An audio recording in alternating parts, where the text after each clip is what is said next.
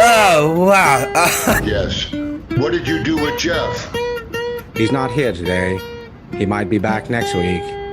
In any event, I'm hosting his show, The Jeff Richards Show. Oh. So cross-disciplinary is where you take an explanatory position of one discipline within the context of another. So I may discuss music using physics only. You know, what is sound? What is amplitude, frequency, velocity? It's like lotion or something like that. On TV, I was on a very successful TV show. And then my wife also has. Everything is sort of slant. It's a fast one. And you have shades. So let us discuss ambiguity.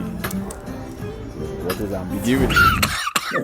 Oh, wow. Bead, it's a type of bead, but it's Up other things that are unhealthy for me. such as.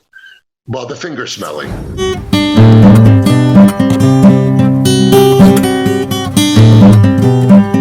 On more, but it's, you know, it's manual. Blend of fruity flavors. What?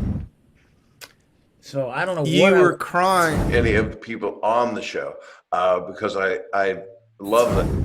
It's just a little joke. I hope it's funny. I don't know if it is. What was that? It's my show. Killing it, boy, killing it.